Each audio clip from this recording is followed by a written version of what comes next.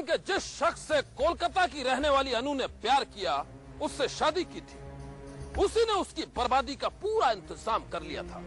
जुगल का कहना था, या तो मेरे इशारे पर जिस्म फरोशी करो या फिर पूरी दुनिया में बदनाम हो जाने के लिए तैयार हो जाओ। जुगल की असली सूरत अनु के सामने आ चुकी थी, लेकिन अब उसके पास कोई दूसरा रास्ता नहीं था। वो इसलिए क्योंकि एक तो उसने बिना अपने घर वालों को बताए जुगल से शादी कर ली थी, और दूसरा उसे इस बात का डर था कि अगर उसने जुगल की बातें नहीं मानी तो वो उसे बदनाम कर देगा, और फिर बदनामी की वजह से उसकी बहनों की शादी नहीं होगी। उसको लगा कि जुगल की बात मान लेने में ही भलाई है। फिर क्या था, गुजरते वक्त के साथ जुगल अनु की इज्जत का सौदा करने लगा, और धीरे धीरे उसने अनु को जिस्म फरोशी के धंधे में उतार दिया।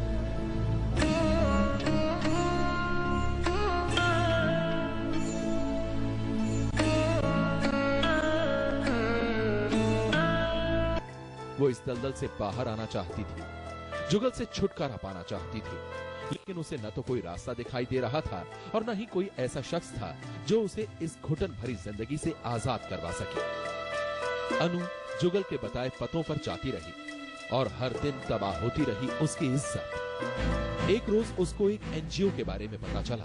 उसे पता चला कि वहां पहुंचकर वो जुगल के चंगुल से आजाद हो सकती है, और वो सीधा उस एनजीओ के दफ्तर पहुंची। वहां उसने एनजीओ के लोगों को अपनी सारी कहानी बताई। अनु की दर्द भरी दास्तान सुनने के बाद एनजीओ के कार्यकर्ताओं ने उसे मदद का भरोसा दिया और फिर उसे अपने साथ मुंबई के वर्सोवा थाने में ले गए। थाने में अनु ने पुलिस वालों को जब अपनी आप बीती सुनाई तो पुलिस वालों का दिल भी भर गया। अनु की शिकायत पर पुलिस ने फौरन उसे जिस्म फरोशी के दलदल में धकेलने वाले जुगल सिंह को गिरफ्तार कर लिया। जुगल को गिरफ्तार करने के बाद पुलिस ने अनु को वापस उसके घर कोलकाता भेज दिया, जहां अब वो अपने घर वालों के साथ है।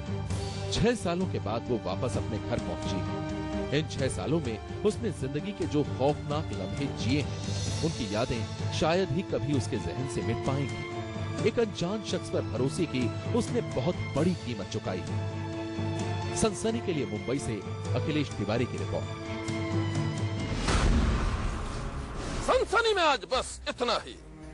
आप रहिएगा होशियार, सन्नाटे को चीरती सनसनी कल फिर देगी दस्तक आपकी दहलीज पर।